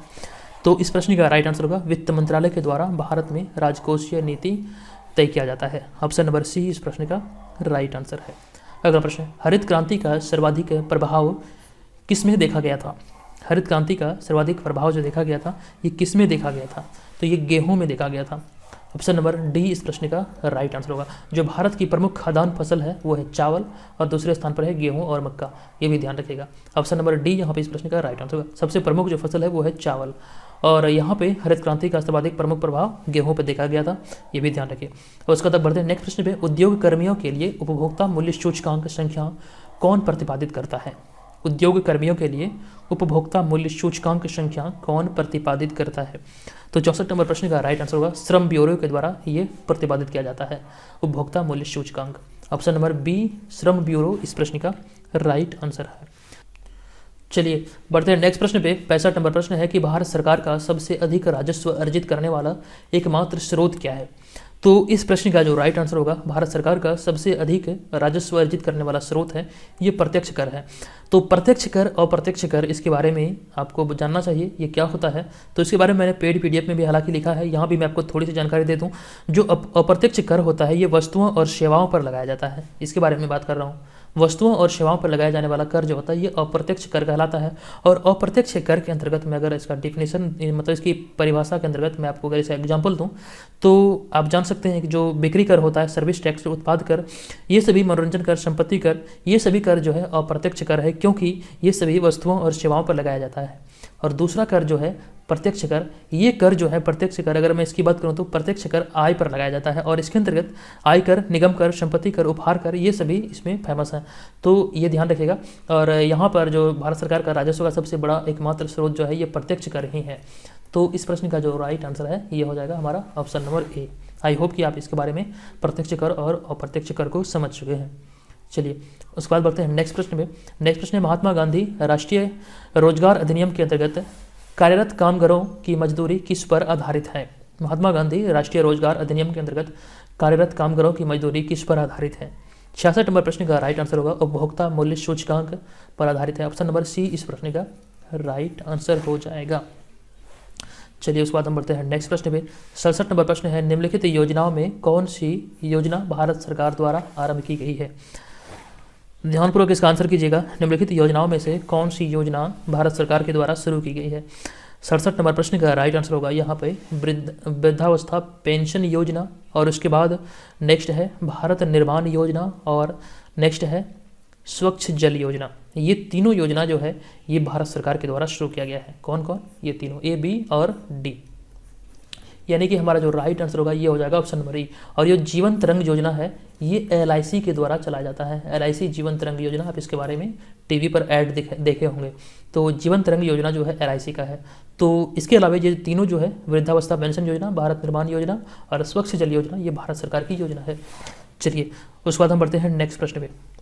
68 नंबर प्रश्न है कि मिश्रित आय, पेंशन और वितरित लाभ में से राष्ट्रीय आय का आकलन करते समय निम्न में से किसको शामिल नहीं किया जाता है। एक बार मैं प्रश्न को फिर से रिपीट कर दूं। मिश्रित आय, पेंशन और वितरित लाभ में से राष्ट्रीय आय का आकलन करते समय निम्न में से किसको शामिल नहीं किया जाता है। तो पेंशन को शामिल नहीं किया जाता है। राष्ट्रीय आय का आकलन करते समय पेंशन को शामिल नहीं किया जाता है। ऑप्शन नंबर बी यहाँ पे इस प्रश्न का राइट आंसर है। अगला और महत्वपूर्ण प्रश्न, सियाचिन पर जाने वाला पहला भारतीय प्रधानमंत्री कौन था। सियाचिन ग्लेशियर आप लोग ये नाम सुने होंगे, और यहाँ पर जाने वाले पहले भारतीय कौन थे। 69 नंबर प्रश्न, इस प्रश्न का राइट आंसर होगा श्री मनमोहन सिंह, जो कि भारत के भूतपूर्व प्रधानमंत्री थे। ऑप्शन नंबर बी यहाँ पे इस प्रश्न का राइट आंसर होगा। जो सियाचिन ग्लेशियर की जो मतलब कि ऊंचाई मानी जाती है ये 12,000 फीट ऊंचाई है, और यहाँ पे जाने वाले पहले प्रधानमंत्री बने doctor Manmohan Singh. Option number B इस प्रश्न का राइट आंसर है। अगला प्रश्न है, शताब्दी एक्सप्रेस गाड़ी का नाम किसकी सप्तवार्षिकी को संबोधित करता है। शताब्दी एक्सप्रेस गाड़ी का नाम किसकी सप्तवार्षिकी को संबोधित करता है। 70 नंबर प्रश्न का राइट आंसर होगा हमारा यहाँ पर इस प्रश्न का option number C, Jawaharlal Nehru इस प्रश्न का राइट आंसर हो जाएगा। चलिए बढ़ते हैं हम नेक्स्ट प्रश्न पे। 71 नंबर प्रश्न, 1 डिग्री केल्विन किसके बराबर होता है। ये भी काफ़ी अच्छा प्रश्न है। तो 1 डिग्री केल्विन जो होता है ये -273 डिग्री सेल्सियस के बराबर होता है। चलिए अगला प्रश्न है, कमरे के ताप पर कौन सी वस्तु तरल अवस्था में होती है। तो कमरे के ताप पर कौन सी वस्तु तरल अवस्था में होती है, ये पारा इसका राइट आंसर होगा, आप सब जानते हैं। और ये पारा जो है ये धातु है, और यहाँ पे आपसे पूछा जा रहा है कौन सी वस्तु। अगर यहीं पे प्रश्न पूछता कौन सी धातु, तो उसका भी राइट आंसर धातु ही होता, पारा ही होता। लेकिन यहाँ पे आपसे प्रश्न पूछ लेता कौन सी अधातु कमरे के ताप पर तरल अवस्था में होती है, तो वहाँ पे आपका राइट आंसर क्या होता, ब्रोमीन। ध्यान रखिएगा, अगर अधातु पूछेगा तो राइट आंसर होगा हमारा ब्रोमीन, और जबकि अगर धातु पूछेगा तो धातु के अंतर्गत जो हमारा मरकरी यानी कि पारा Hg होगा। तो ये दोनों को आप ध्यान रखिएगा। और इसके अंतर्गत अगर यहाँ पे आपके ऑप्शन में पारा नहीं होता और यहाँ पे गैलियम रहता ऑप्शन में, तो गैलियम भी एक ऐसी धातु है जो कमरे के तापमान पर तरल अवस्था में होती है। तो ध्यान रखिएगा, पारा के बाद जो उसके बाद जिसका स्थान आता है वो गैलियम का आता है। तो ये भी ध्यान रखिएगा, अगर यहाँ पे धातु के अंतर्गत तो धातु में गैलियम भी होगा Ga। तो ध्यान रखिए। उसके बाद हम बढ़ते हैं नेक्स्ट प्रश्न पे। नेक्स्ट प्रश्न है, उस समय पूर्ण आंतरिक परावर्तन नहीं हो सकता है जब सभी ऑप्शन को देखिए, इसका राइट आंसर क्या होगा, कब पूर्ण आंतरिक परावर्तन नहीं हो सकता है। तो देखिए इस प्रश्न का जो राइट आंसर होगा, जब प्रकाश पानी से कांच में जाता है। ऑप्शन नंबर ए, जब प्रकाश पानी से होकर कांच में जाता है तो उस समय पूर्ण आंतरिक परावर्तन नहीं हो सकता है। तो राइट आंसर है हमारा ऑप्शन नंबर ए। अंतरिक्ष यात्री को आकाश से किस रंग का दिखाई देता है? तो अंतरिक्ष यात्री को जो आकाश दिखाई देता है ये काला दिखाई देता है। ऑप्शन नंबर डी यहाँ पे इस प्रश्न का राइट आंसर होगा। 74 का ऑप्शन नंबर डी, अंतरिक्ष यात्री को आकाश काले रंग का दिखाई पड़ता है। चलिए अगला प्रश्न है 75 नंबर प्रश्न के, भारत के मैदानी भागों में स्थित गांव प्रधानमंत्री ग्राम सड़क योजना के अंतर्गत आते हैं यदि उस गांव की जनसंख्या कितने से अधिक हो। तो भारत के मैदानी भाग में जो भी स्थित गांव है, अगर उसकी जनसंख्या की मैं बात करूं तो यहाँ पे इस प्रश्न का राइट जो आंसर होगा ये हो जाएगा 1000। 75 का ऑप्शन नंबर बी यहाँ पे राइट आंसर होगा। अगर उस गांव की जनसंख्या 1000 से अधिक है तो वो गांव प्रधानमंत्री ग्राम सड़क योजना के अंतर्गत आता है। तो राइट आंसर है हमारा ऑप्शन नंबर बी। चलिए उसके बाद बढ़ते हैं नेक्स्ट प्रश्न पे, कान्हा नेशनल पार्क किस राज्य में स्थित है? तो कान्हा नेशनल पार्क जो स्थित है ये मध्य प्रदेश में स्थित है। सबसे ज़्यादा जो नेशनल पार्क है ये मध्य प्रदेश में है, ये भी बात आप ध्यान रखिएगा। तो 76 नंबर प्रश्न का राइट आंसर होगा हमारा ऑप्शन नंबर सी। नेक्स्ट प्रश्न है, भारत में सर्वाधिक क्षेत्र पर उगाई जाने वाली फसल कौन सी है? तो सर्वाधिक क्षेत्र पर उगाई जाने वाली जो फसल है ये है चावल। मैं आपको इसके बारे में कुछ देर पहले बता चुका हूँ। राइट आंसर है ऑप्शन नंबर सी। नेक्स्ट प्रश्न है, ऑपरेशन फ्लड किससे संबंधित है? तो 78 नंबर प्रश्न का जो राइट आंसर होगा, ऑपरेशन फ्लड ये 1970 में आया था और ये दूध उत्पादन से संबंधित है। इसके बारे में भी मैं थोड़ी देर पहले चर्चा कर चुका हूँ। तो राइट जो आंसर होगा ये होगा ऑप्शन नंबर बी। अगला ऑप्शन, निम्नलिखित में से किसके लिए खेतड़ी प्रसिद्ध है जो कि राजस्थान में है? तो खेतड़ी जो प्रसिद्ध है इसका जो राइट आंसर होगा ये होगा तांबा के लिए। खेतड़ी तांबा के लिए प्रसिद्ध है। तो ऑप्शन नंबर सी यहाँ पर इस प्रश्न का राइट आंसर होगा जो कि राजस्थान में है। अगला प्रश्न है कि भारत के सबसे बड़ी सिंचाई नहर का नाम क्या है? तो 80 नंबर प्रश्न, भारत की सबसे बड़ी सिंचाई नहर जो है ये इंदिरा गांधी नहर है। जो राइट आंसर है हमारा ऑप्शन नंबर बी यहाँ पे इस प्रश्न का राइट आंसर होगा, भारत की सबसे बड़ी सिंचाई नहर है। उसके बाद जल विद्युत केंद्र में टरबाइन किसके द्वारा चलाई जाती है? तो 81 नंबर प्रश्न है, जल विद्युत केंद्र में जो टरबाइन चलाई जाती है ये किसकी मदद से चलाई जाती है? तो ये पानी के बहने से चलाई जाती है, यानी कि पानी के बहाव से चलाई जाती है। ऑप्शन नंबर सी यहाँ पे इस प्रश्न का राइट आंसर होगा। उसके बाद बढ़ते हैं नेक्स्ट प्रश्न में। नेक्स्ट प्रश्न कि भारत में लिंगानुपात का निर्धारण कैसे किया जाता है? तो भारत में जो लिंगानुपात का निर्धारण किया जाता है ये किया जाता है, यहाँ पर इसका राइट आंसर होगा प्रति 1000 पुरुषों पर स्त्रियों की संख्या। अब यहाँ पर देखिए किस ऑप्शन में प्रति 1000 पुरुषों पर स्त्रियों की संख्या है। तो 82 नंबर प्रश्न है, ऑप्शन नंबर ए यहाँ पर राइट आंसर होगा प्रति 1000 पुरुषों पर स्त्रियों की संख्या। ऑप्शन नंबर ए यहाँ पर इस प्रश्न का राइट आंसर होगा। अगला प्रश्न है कि सूर्य की सबसे बाहरी परत को किस नाम से जाना जाता है? तो सूर्य की सबसे जो बाहरी परत है उसे किस नाम से जाना जाता है? तो सूर्य की सबसे बाहरी परत को देखिए यहाँ पे ऑप्शन नंबर ई राइट आंसर होगा। क्यों? पहले मैं बता दूं क्यों। तो सूर्य का जो सबसे बाहरी परत है उसे कोरोना भी कहा जाता है और किरीट भी कहा जाता है। ये दोनों यहाँ पे राइट आंसर होगा, कोरोना और किरीट। सूर्य के सबसे बाहरी परत को कोरोना या फिर किरीट कहा जाता है। ये दोनों एक ही है, ये अलग अलग नाम है बस। तो ऑप्शन नंबर ई यहाँ पे इस प्रश्न का राइट आंसर होगा। अगला प्रश्न, सौरमंडल का सबसे विशालतम ग्रह कौन सा है? तो सौरमंडल का सबसे विशाल ग्रह जो है यहाँ पर 84 नंबर प्रश्न का राइट आंसर होगा ऑप्शन नंबर सी, बृहस्पति हो जाएगा। ऑप्शन नंबर सी इस प्रश्न का राइट आंसर है बृहस्पति। चलिए अगला प्रश्न है, एक रिपोर्ट के अनुसार निम्नलिखित में से किस देश में मुसलमानों की संख्या सबसे अधिक है? तो एक रिपोर्ट है जो कि प्यू रिसर्च सेंटर के अनुसार जारी किया गया है और इसमें कहा गया है कि मुसलमानों की जो सबसे ज़्यादा संख्या है ये इंडोनेशिया में है। ऑप्शन नंबर डी यहाँ पर इस प्रश्न का राइट आंसर होगा। प्यू रिसर्च सेंटर के अनुसार जो मुसलमानों की सर्वाधिक आबादी है वो इंडोनेशिया में है। राइट आंसर है ऑप्शन नंबर डी। उसके बाद नेक्स्ट प्रश्न है, निम्नलिखित में से कौन सा देश विश्व में कॉफ़ी का सबसे बड़ा उत्पादक देश है? 86 नंबर प्रश्न का जो राइट आंसर होगा ये हो जाएगा ब्राज़ील। ध्यान रखिएगा, कॉफ़ी का सबसे बड़ा उत्पादक देश है ब्राज़ील। ऑप्शन नंबर सी इस प्रश्न का राइट आंसर हो जाएगा। तो यहाँ पे मैं एक प्रश्न और बता दूँ, जो खट्टे शहद पाए जाते हैं ये ब्राज़ील के जंगलों में पाए जाते हैं, ये ध्यान रखिएगा। खट्टा शहद ब्राज़ील के जंगलों में पाया जाता है। चलिए उसके बाद हम बढ़ते हैं नेक्स्ट प्रश्न पे। थर्म किसका यूनिट है? थर्म किसका यूनिट है? ये उष्मा का यूनिट है। ऑप्शन नंबर बी इस प्रश्न का राइट आंसर है। अगला प्रश्न है कि समुद्र की सीपी किस कारण से सुनहरी दिखाई देती है?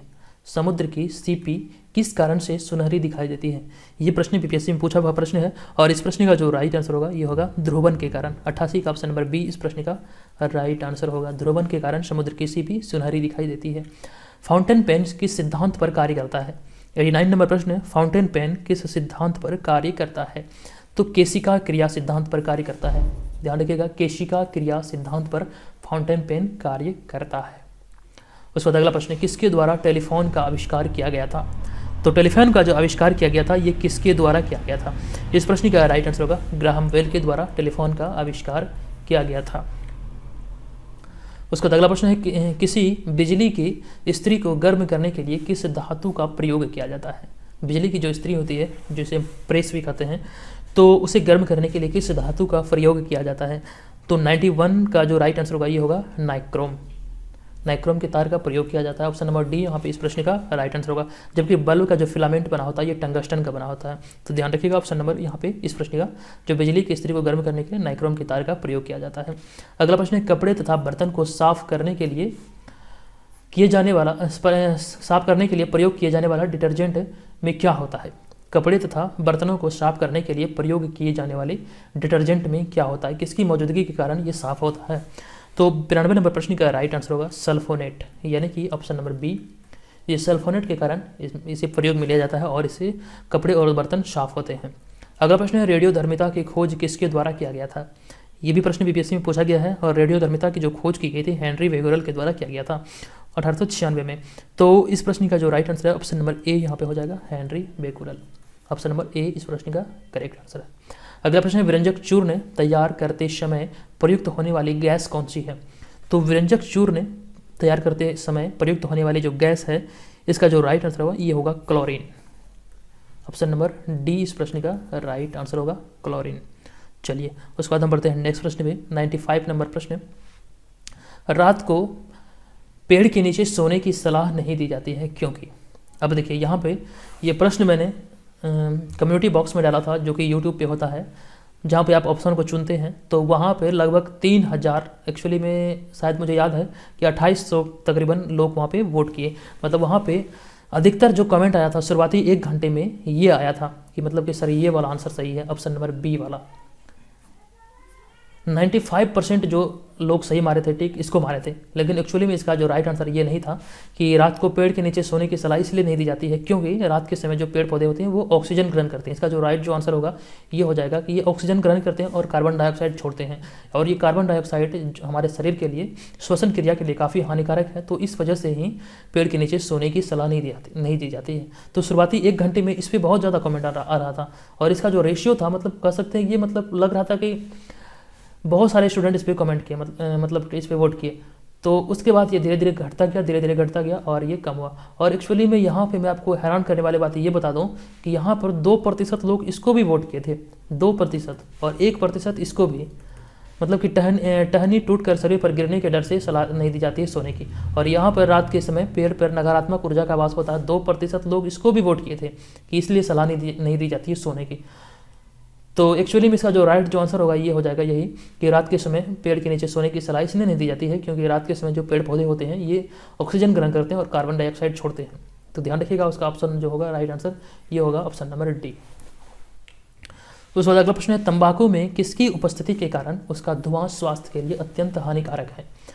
तो तंबाकू में किसकी उपस्थिति के कारण? तो तंबाकू में जो पाया जाता है ये निकोटीन की उपस्थिति के कारण इसका धुआं स्वास्थ्य के लिए अत्यंत हानिकारक होता है। इसलिए तंबाकू का सेवन करने से बचें, इससे दूर रहें। अगला प्रश्न है, अंतर्राष्ट्रीय परमाणु ऊर्जा एजेंसी का मुख्यालय निम्न में से कहाँ स्थित है? तो अंतर्राष्ट्रीय परमाणु ऊर्जा एजेंसी का जो मुख्यालय स्थित है ये वियना में स्थित है। ये ऑस्ट्रिया की राजधानी है वियना और यहीं पे स्थित है। ध्यान रखिएगा, 97 नंबर प्रश्न का जो राइट आंसर होगा ये हो जाएगा ऑप्शन नंबर बी। और इसका जो गठन हुआ था ध्यान रखिए 12 जुलाई 1957 को हुआ था। 12 जुलाई 1957 को ये अंतर्राष्ट्रीय परमाणु ऊर्जा एजेंसी का स्थापना हुआ था ऑस्ट्रिया की राजधानी वियना में। ऑप्शन नंबर बी इस प्रश्न का राइट आंसर है। उसके बाद हम बढ़ते हैं नेक्स्ट प्रश्न पे। वंदे मातरम निम्न में से किस आंदोलन का मुख्य थीम था? वंदे मातरम निम्न में से किस आंदोलन का मुख्य थीम था? और ये स्वदेशी आंदोलन का मुख्य थीम था। ऑप्शन नंबर ए इस प्रश्न का राइट आंसर है। वामपंथी विचारों पर आधारित फॉरवर्ड ब्लॉक की स्थापना किस वर्ष हुई थी? वामपंथी विचारों पर आधारित फॉरवर्ड ब्लॉक की स्थापना किस वर्ष हुई थी? तो इसका जो राइट आंसर होगा ये हो जाएगा ऑप्शन नंबर बी 1939 में। ऑल इंडिया फॉरवर्ड ब्लॉक का मतलब ये जो था ये दल, ये एक राष्ट्रवादी राजनीतिक दल था और इसकी जो स्थापना हुई थी 12 जून 1939 को हुई थी। मैं आपको बता दूं कि 12 जून 1939 को हुई थी और इसकी जो स्थापना जो किया गया था ये नेताजी सुभाष चंद्र बोस के द्वारा किया गया था, ऑल इंडिया फॉरवर्ड ब्लॉक के नाम से। तो 1939 इस प्रश्न का राइट आंसर होगा। 12 जून 1939 को इसका स्थापना हुआ था और ये किया गया था नेताजी सुभाष चंद्र बोस के द्वारा। हृदय की धड़कन को उत्तेजित करने वाला हार्मोन निम्नलिखित में से कौन सा है? हार्मोन निम्नलिखित में से कौन सा है? निम्न में से कौन सा है? तो इस प्रश्न का जो राइट आंसर होगा 100 का ये हो जाएगा ऑप्शन नंबर ए, यानी कि थायरॉक्सिन। हृदय की धड़कन को उत्तेजित करने वाला हार्मोन है थायरॉक्सिन। ऑप्शन नंबर ए यहाँ पे इस प्रश्न का राइट आंसर है। अगला प्रश्न है किस शासन ने एक्चुअली में यहाँ पे शासन ने किस शासक ने मलिक अलाउद्दीन जानी को बिहार में दिल्ली के प्रथम प्रतिनिधि के रूप में नियुक्त किया था? किस शासक ने मलिक अलाउद्दीन जानी को बिहार में दिल्ली के प्रथम प्रतिनिधि के रूप में नियुक्त किया था? तो 101 नंबर प्रश्न का जो राइट आंसर है ये हो जाएगा इल्तुतमिश। ऑप्शन नंबर सी इस प्रश्न का राइट आंसर हो जाएगा। मलिक अलाउद्दीन जानी को इल्तुतमिश ने ये मतलब प्रतिनिधि के रूप में नियुक्त किया था बिहार में। चलिए उसके बाद बढ़ते हैं नेक्स्ट प्रश्न पे। किस वर्ष तुगलक सुल्तान नासिरुद्दीन महमूद ने बिहार पर शासन ख्वाजा जहां को सौंप दिया था? किस वर्ष तुगलक सुल्तान नासिरुद्दीन महमूद ने बिहार का शासन ख्वाजा जहां को सौंप दिया था? किस वर्ष? तो ये जो सौंपा था ये 1900 नहीं बल्कि 1394 में सौंपा गया था। जो राइट आंसर होगा ये होगा ऑप्शन नंबर बी, 1394 ईस्वी में तुगलक सुल्तान नासिरुद्दीन महमूद के द्वारा बिहार का शासन ख्वाजा जहां को सौंप दिया गया था। अगला प्रश्न, भल्लाल सेन का कौन सा अभिलेख पूर्वी बिहार में सैनों के प्रसार का साक्ष्य है? भल्लाल सेन का कौन सा अभिलेख पूर्वी बिहार में सैनों के प्रसार का साक्ष्य है? तो इस प्रश्न का जो राइट आंसर होगा ये होगा सनोखर का अभिलेख। इसी अभिलेख के आधार पर भल्लाल सेन का जो मतलब ये कहा जाता है ये सैनों का प्रसार हुआ था। ऑप्शन नंबर ए यहाँ पे इस प्रश्न का राइट आंसर होगा। सनोखर अभिलेख से ये सारी जानकारी मिलती है। अगला प्रश्न है 1556-57 में मुगल शासक अकबर ने किसकी विद्वता के पुरस्कार में उसे मिथिला का राज्य दे दिया था? किसकी विद्वता से प्रसन्न होकर मुगल शासक अकबर ने 1556-57 में मिथिला का राज्य सौंप दिया था? 104 नंबर प्रश्न का राइट आंसर होगा महेश ठाकुर को ये सौंपा गया था। ऑप्शन नंबर सी इस प्रश्न का करेक्ट आंसर है। शेर खां के पिता हसन खां कहाँ के जागीरदार थे? शेर खां के पिता हसन खां कहाँ के जागीरदार थे? ये सासाराम के जागीरदार थे। ऑप्शन नंबर सी इस प्रश्न का राइट आंसर होगा। शेरशाह सूरी का बचपन का नाम था शेर खां और शेरशाह सूरी का जो मकबरा है ये सासाराम में है। इस प्रश्न का ध्यान रखिएगा। हसन खां जो कि सासाराम के जागीरदार थे। उसके बाद अगला प्रश्न है बिहार में नोहानी राज्य का संस्थापक कौन था? बिहार में नोहानी राज्य का संस्थापक कौन था? इस प्रश्न का राइट आंसर होगा option number B, Mohammad Shah Nohani. Option number B इस प्रश्न का राइट आंसर होगा। ये काफ़ी एकदम से अच्छा प्रैक्टिस सेट है जहाँ पे सभी पक्षों को ध्यान रखा गया, चाहे वो बिहार करंट अफेयर्स हो, बिहार जीके हो, हिस्ट्री हो, पॉलिटी हो, ज्योग्राफी हो, सभी चीज़ों को सम्मिलित रूप से यहाँ पे आपको इस टेस्ट सीरीज में देखने को मिलेगा। अगर आप ज्वाइन करना चाहते हैं तो व्हाट्सअप नंबर पर हमें मैसेज जरूर कीजिएगा। ध्यान रखिए pre-21 लिख के आप हमें व्हाट्सअप नंबर जो हमारा व्हाट्सअप नंबर है उस पर आप मैसेज कीजिएगा, तो आपको सारी इन्फॉर्मेशन मिलेगी कि इसके अंतर्गत आपको क्या क्या चीज़ें मुहैया की जाएगी। चलिए अगला प्रश्न है 107 नंबर प्रश्न है किस काल में बिहार पर दिल्ली सल्तनत के सुल्तानों का निर्णायक वर्चस्व स्थापित हुआ था? किस काल में? 107 नंबर प्रश्न का राइट आंसर होगा तुगलक काल में दिल्ली सल्तनत के सुल्तानों का वर्चस्व बिहार पर स्थापित हुआ था। ऑप्शन नंबर सी इस प्रश्न का राइट आंसर है। अगला प्रश्न, इल्तुतमिश ने दिल्ली में सिंहासन पर बैठने के बाद बिहार पर अपना प्रभुत्व स्थापित कर बिहार का शासन किसको प्रदान किया था? इस प्रश्न का राइट आंसर होगा 108 का ऑप्शन नंबर ए, याना नतुन को। इल्तुतमिश ने दिल्ली के सिंहासन पर बैठने के बाद बिहार पर अपना प्रभुत्व याना नतुन को सौंप दिया था। ऑप्शन नंबर ए यहाँ पे राइट आंसर है। अगला प्रश्न, बिहार में प्रारंभिक तुर्क गतिविधियों के संदर्भ में महत्वपूर्ण जानकारी के प्रमुख स्रोत क्या है? बिहार में प्रारंभिक तुर्क गतिविधियों के संदर्भ में महत्वपूर्ण जानकारी के प्रमुख स्रोत क्या है? 109 नंबर प्रश्न का जो राइट आंसर होगा ये हो जाएगा option number A, Tabaqate Nasiri. Option number A Tabaqate Nasiri इसका प्रमुख स्रोत है। ध्यान दीजिएगा 109 नंबर प्रश्न का राइट आंसर होगा option number A, Tabaqate Nasiri. और तबकाते नासिरी का लेखक कौन है ये कई बार एग्जाम में पूछा गया है। ये मैं आपको आप पे छोड़ रहा हूँ, आप इसका आंसर मुझे कमेंट बॉक्स में बताइएगा। तबकाते नासिरी जिसके द्वारा कि बिहार में प्रारंभिक तुर्क गतिविधियों की जानकारी मिलती है, तो इस पुस्तक के लेखक कौन है? ठीक है। इस पुस्तक के बारे में आप मुझे डिटेल में आप चाहें तो लिख सकते हैं इस वीडियो के कमेंट बॉक्स में। अगला प्रश्न है, सिकंदर लोदी ने 1495-96 में किसे बिहार का प्रभारी नियुक्त किया था? सिकंदर लोदी ने किसे बिहार का प्रभारी नियुक्त किया था 1495-96 में? तो 110 नंबर प्रश्न का जो राइट आंसर होगा ये हो जाएगा दरिया खां नुहानी को। ऑप्शन नंबर डी इस प्रश्न का राइट आंसर है। ये सभी बिहार जिले से संबंधित प्रश्न है। अगला प्रश्न है, शेरशाह द्वारा पटना के नवनिर्माण का वर्णन किस रचना में मिलती है? शेरशाह द्वारा पटना के नवनिर्माण का वर्णन किस रचना में मिलती है? 111 नंबर प्रश्न का राइट आंसर है हमारा यहाँ पे इस प्रश्न का ऑप्शन नंबर डी, तारीख़ दाऊदी से मिलती है। पटना के नवनिर्माण का वर्णन तारीख़ दाऊदी से मिलती है, और ध्यान रखिएगा। चलिए हम बढ़ते हैं नेक्स्ट प्रश्न में। पटना को प्रांतीय राजधानी किसने बनाया था? तो पटना को प्रांतीय राजधानी जो बनाने का श्रेय दिया जाता है ये शेरशाह सूरी को दिया जाता है। राइट आंसर है हमारा ऑप्शन नंबर ए। उसके बाद अगला प्रश्न है कि विश्व की विशालतम बैरियर रीफ प्रणाली कहाँ स्थित है? विश्व की विशालतम बैरियर रीफ प्रणाली कहाँ पर स्थित है? 113 नंबर प्रश्न का राइट आंसर होगा पूर्वी ऑस्ट्रेलियाई तट। इस प्रश्न का राइट आंसर होगा पूर्वी ऑस्ट्रेलियाई तट पर ये विश्व की विशालतम बैरियर रीफ प्रणाली स्थित है। ऑप्शन नंबर ए इस प्रश्न का राइट आंसर है। अगला प्रश्न है, हाल ही में किस राज्य सरकार ने फर्जी जाति प्रमाण पत्र रखने वाले सभी कर्मचारियों को बर्खास्त करने का निर्देश दिया है? किस राज्य सरकार ने ये निर्देश दिया है? तो 114 नंबर प्रश्न का जो राइट आंसर होगा ये हो जाएगा ऑप्शन नंबर सी। छत्तीसगढ़ सरकार के द्वारा भी हाल ही में फैसला किया गया है कि जितने भी फर्जी जाति प्रमाण पत्र हैं उन सभी कर्मचारियों को बर्खास्त किया जाए। ऑप्शन नंबर सी यहाँ पर इस प्रश्न का राइट आंसर है। अगला प्रश्न है, हाल ही में किस राज्य में जनजातीय कल्याण विभाग का नाम परिवर्तित करके जनजातीय कार्य विभाग कर दिया गया? किस राज्य में जनजातीय कल्याण विभाग का नाम बदलकर जनजातीय कार्य विभाग कर दिया गया? तो इस प्रश्न का राइट आंसर होगा मध्य प्रदेश में ये किया गया अभी हाल ही में। ऑप्शन नंबर डी इस प्रश्न का राइट आंसर है। अगला प्रश्न है, चुनाव आयोग ने हाल ही में किस अभिनेता को पंजाब का स्टेट आइकन नियुक्त किया है? किस अभिनेता को?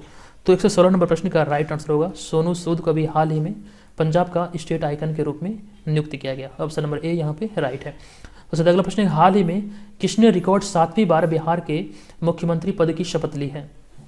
तो 117 नंबर प्रश्न का जो राइट आंसर होगा ये हो जाएगा option number C, Nitish Kumar लगातार चौथी बार और कुल मिला के 7वीं बार मुख्यमंत्री पद की शपथ लिया। और ये इसका जो राइट आंसर होगा ये हो जाएगा ऑप्शन नंबर सी, राजेंद्र मंडप में ये इसके द्वारा शपथ लिया गया था। ये भी बात ध्यान रखिएगा, राजभवन स्थित राजेंद्र मंडप में ये पद की गोपनीयता की शपथ ली गई। ऑप्शन नंबर सी यहाँ पे इस प्रश्न का राइट आंसर होगा। और इसके साथ 2 अन्य लोग जो कि मतलब उप मुख्यमंत्री के तौर पर इन्होंने शपथ ली। और इसके बारे में मैं आपको बता दूं कि जो गोपनीयता की शपथ दिलाई जाती है मुख्यमंत्री को, यह राज्यपाल के द्वारा दिया जाता है। तो मुख्यमंत्री नीतीश कुमार के द्वारा फागू चौहान जो कि अभी बिहार के राज्यपाल हैं, तो इनके द्वारा तारकिशोर प्रसाद और रेणु देवी को उप मुख्यमंत्री के तौर पर इन्हें शपथ दिलाई गई। तो ये दोनों भी ध्यान रखिएगा। चलिए उसके बाद हम बढ़ते हैं नेक्स्ट प्रश्न पे। 118 नंबर प्रश्न, हाल ही में इंग्लैंड क्रिकेट टीम 16 साल बाद पहली बार 2021 में किस देश के दौरे पर जाने वाली है? तो हाल ही में इंग्लैंड क्रिकेट टीम 16 साल बाद पहली बार 2021 में पाकिस्तान के दौरे पर जाने वाली है। ऑप्शन नंबर सी यहाँ पे इस प्रश्न का राइट आंसर है। अगला प्रश्न है, भारतीय रिजर्व बैंक ने हाल ही में पंजाब नेशनल बैंक पर कितने करोड़ रुपए का जुर्माना लगाया है? तो अभी हाल ही में रिजर्व बैंक के द्वारा पंजाब नेशनल बैंक पर जो जुर्माना लगाया गया ये लगाया गया 1 करोड़ रुपये का। ऑप्शन नंबर ए इस प्रश्न का राइट आंसर है। उसके बाद अगला प्रश्न है, हाल ही में पुडुचेरी की उपराज्यपाल और किस राज्य की पहली महिला सांसद चंद्रावती देवी का 93 वर्ष की उम्र में निधन हो गया? तो 120 नंबर प्रश्न का जो राइट आंसर होगा ये होगा ऑप्शन नंबर बी, हरियाणा के। पुडुचेरी की पूर्व उपराज्यपाल और हरियाणा की पहली महिला सांसद चंद्रावती का 93 वर्ष की उम्र में निधन हो गया। ऑप्शन नंबर बी इस प्रश्न का राइट आंसर होगा। उसके बाद नेक्स्ट प्रश्न है, हाल ही में प्रधानमंत्री नरेंद्र मोदी ने कोविड-19 आसियान प्रतिक्रिया कोष में कितने मिलियन अमेरिकी डॉलर के योगदान की घोषणा की है? तो अभी हाल ही में जो घोषणा किया गया इसके अनुसार यहाँ पे इस प्रश्न का जो राइट आंसर होगा ये 1 मिलियन अमेरिकी डॉलर के सहायता के तौर पर देने की घोषणा किया गया प्रधानमंत्री मोदी के द्वारा। राइट आंसर होगा ऑप्शन नंबर बी। चलिए उसके बाद अगला प्रश्न है कि हाल ही में किस देश ने कोविड-19 वैक्सीन की अग्रिम खरीद के लिए 10 करोड़ डॉलर आवंटित किए हैं? तो ये जो किया गया था ये पाकिस्तान के द्वारा किया गया था। ऑप्शन नंबर डी यहाँ पे इस प्रश्न का राइट आंसर है। अगला प्रश्न, हाल ही में किस राज्य के परभनी जिले में एशिया की पहली सौर ऊर्जा संचालित कपड़ा मिल खोली जाएगी? किस राज्य के परभनी जिले में एशिया की पहली सौर ऊर्जा संचालित कपड़ा मिल खोली जाएगी? तो ये जो खोलने का निर्णय लिया गया है 123 नंबर प्रश्न का राइट आंसर होगा महाराष्ट्र। इस प्रश्न का राइट आंसर होगा महाराष्ट्र। चलिए उसके बाद बढ़ते हैं नेक्स्ट प्रश्न पे। तो हमारा नेक्स्ट प्रश्न है, अमेरिका के किस पूर्व राष्ट्रपति ने हाल ही में ए प्रॉमिस्ड लैंड नामक पुस्तक का विमोचन किया है? तो अभी हाल ही में बराक ओबामा जो कि अमेरिका के पूर्व राष्ट्रपति थे, इनके द्वारा भी हाल ही में ए प्रॉमिस्ड लैंड नामक पुस्तक का विमोचन किया गया। तो इस प्रश्न का करेक्ट आंसर है ऑप्शन नंबर ए। नेक्स्ट प्रश्न, हाल ही में किस राज्य सरकार ने गायों के संरक्षण के लिए गौ कैबिनेट के गठन का फैसला लिया है? किस राज्य सरकार के द्वारा अभी गौ कैबिनेट के गठन का फैसला लिया गया? तो 125 नंबर का जो राइट आंसर होगा ये मध्य प्रदेश सरकार के द्वारा लिया गया गायों के संरक्षण हेतु। ऑप्शन नंबर ए इस प्रश्न का राइट आंसर है। उसके बाद अगला प्रश्न है, हाल ही में फीफा ने किस देश में होने वाले अंडर 17 महिला विश्व कप को कोविड-19 के कारण स्थगित कर दिया है? तो किस देश में ये आयोजित होने वाला था? तो फीफा ने अंडर 17 महिला विश्व कप को अभी हाल ही में कोविड-19 के कारण अभी रद्द कर दिया, स्थगित कर दिया गया है। तो 126 नंबर प्रश्न का जो राइट आंसर होगा ये होगा भारत। ये भारत में प्रस्तावित था। ऑप्शन नंबर बी इस प्रश्न का राइट आंसर है। अगला प्रश्न, हाल ही में स्पेस एक्स ने नासा के लिए पहली पूर्णकालिक व्यावसायिक उड़ान से कितने अंतरिक्ष यात्रियों को अंतर्राष्ट्रीय अंतरिक्ष स्टेशन भेज दिया है? अभी स्पेस एक्स के जरिए भेजा गया है कितने यात्रियों को? तो 127 नंबर प्रश्न का जो राइट आंसर होगा 4 यात्रियों को अभी नासा के द्वारा भेजा गया है। ऑप्शन नंबर ए यहाँ पर इस प्रश्न का राइट आंसर है। अगला प्रश्न, हाल ही में किस खिलाड़ी ने मास्टर्स गोल्फ टूर्नामेंट 2020 का खिताब जीत लिया है? तो अभी हाल ही में option number D Dustin Johnson, इन्होंने अभी हाल ही में मास्टर्स गोल्फ टूर्नामेंट 2020 का खिताब अपने नाम किया है। ऑप्शन नंबर डी इस प्रश्न का राइट आंसर। अगला प्रश्न, ऑस्ट्रेलियाई तैराक शाइना जैक का डोपिंग का दोषी पाए जाने के कारण कितने साल का प्रतिबंध लगा दिया गया है? शाइना जैक पर कितने वर्ष का प्रतिबंध लगाया गया है? डोपिंग टेस्ट में ये फेल पाई गई थी, तो इसके लिए जो बैन लगाया गया है ये 2 साल के लिए लगाया गया है। 129 नंबर प्रश्न का जो राइट आंसर होगा ये 2 वर्षों के लिए ये बैन लगाया गया है। ऑप्शन नंबर बी यहाँ पे इस प्रश्न का राइट आंसर है। अगला प्रश्न है, प्रत्येक वर्ष राष्ट्रीय प्रेस दिवस किस दिन मनाया जाता है? तो प्रत्येक वर्ष राष्ट्रीय प्रेस दिवस जो मनाया जाता है ये मनाया जाता है 16 नवंबर को। ऑप्शन नंबर सी इस प्रश्न का राइट आंसर होगा, 16 नवंबर को ये मनाया जाता है। अगला प्रश्न, अमेरिका के राष्ट्रपति डोनाल्ड ट्रंप ने चीन की कितनी कंपनियों में अमेरिकी निवेश को प्रतिबंधित करने वाले एक कार्यकारी आदेश पर हस्ताक्षर किया है? अमेरिकी राष्ट्रपति डोनाल्ड ट्रंप ने चीन की कितनी कंपनियों में अमेरिकी निवेश को प्रतिबंधित करने वाले एक कार्यकारी आदेश पर हस्ताक्षर किया है? 131 नंबर प्रश्न का जो राइट आंसर होगा ये 31 कार्यकारी आदेशों पर हस्ताक्षर किया गया है। ऑप्शन नंबर ए यहाँ पे इस प्रश्न का राइट आंसर है। उसके बाद अगला प्रश्न, हाल ही में किस संस्था ने भारत में एक वैश्विक पारंपरिक औषधि केंद्र स्थापित करने की घोषणा की है? किस संस्था ने भारत में एक वैश्विक पारंपरिक औषधि केंद्र स्थापित करने की घोषणा की है? इस प्रश्न का राइट आंसर होगा ऑप्शन नंबर बी, विश्व स्वास्थ्य संगठन के द्वारा ये घोषणा किया गया। ऑप्शन नंबर बी यहाँ पे करेक्ट होगा। उसके बाद अगला प्रश्न, हाल ही में किस देश ने भारत में 50 मीट्रिक टन खाद्य सहायता प्राप्त की है? हाल ही में किस देश ने भारत से 50 मीट्रिक टन खाद्य सहायता प्राप्त की है? यानी कि भारत ने किस देश को 50 मीट्रिक टन खाद्य सहायता दिया है? तो 133 नंबर प्रश्न है। इस प्रश्न का जो राइट आंसर होगा ये होगा option number B, Djibouti. Option number B यहाँ पे इस प्रश्न का राइट आंसर होगा। चलिए उसके बाद हम बढ़ते हैं नेक्स्ट प्रश्न पे। नेक्स्ट प्रश्न है, हाल ही में संयुक्त राष्ट्र महासभा के प्रथम समिति ने परमाणु निरस्त्रीकरण पर भारत द्वारा प्रस्तुत कितने प्रस्तावों को स्वीकार कर लिया है? हाल ही में संयुक्त राष्ट्र महासभा के प्रथम समिति ने परमाणु निरस्त्रीकरण पर भारत द्वारा प्रस्तुत कितने प्रस्तावों को स्वीकार कर लिया है? 134 नंबर प्रश्न का राइट आंसर होगा भारत द्वारा 2 प्रस्तावों को स्वीकार किया गया है। ऑप्शन नंबर बी यहाँ पे इस प्रश्न का राइट आंसर है। चलिए उसके बाद बढ़ते हैं नेक्स्ट प्रश्न पे। विश्व वन्यजीव कोष की एक रिपोर्ट के अनुसार साल 2050 तक भारत के कितने शहरों पर पानी का संकट होगा? विश्व वन्यजीव कोष की ये रिपोर्ट के अनुसार कहा गया है कि वर्ष 2050 तक भारत के कितने शहरों के ऊपर जल संकट मंडराने लगेगा। तो ये जो रिपोर्ट में कहा गया है 135 का यहाँ जो राइट आंसर होगा ये 30 शहरों के बारे में कहा गया है। ऑप्शन नंबर बी यहाँ पे इस प्रश्न का राइट आंसर होगा। जो इसमें जो प्रमुख शहर होंगे इस 30 शहरों की सूची में, तो इसमें दिल्ली, कानपुर, जयपुर, इंदौर, मुंबई, चंडीगढ़, लखनऊ जैसे शहर शामिल होंगे, बड़े बड़े शहर। उसके बाद बढ़ते हैं नेक्स्ट प्रश्न पे। किस राज्य ने आशा कार्यकर्ताओं के लिए 57 करोड़ रुपए की पैकेज की घोषणा हाल ही में की है? तो अभी जो हाल ही में ये घोषणा किया गया ये महाराष्ट्र सरकार के द्वारा किया गया आशा दीदियों के लिए। तो ऑप्शन नंबर डी यहाँ पे इस प्रश्न का राइट आंसर हो जाएगा। अगला प्रश्न, हाल ही में किस राज्य ने स्पंज आयरन और स्टील क्षेत्र में निवेश के लिए एक नई औद्योगिक नीति पेश की है? किस राज्य ने अभी हाल में स्पंज आयरन और स्टील क्षेत्र में निवेश के लिए एक नई औद्योगिक नीति पेश की है?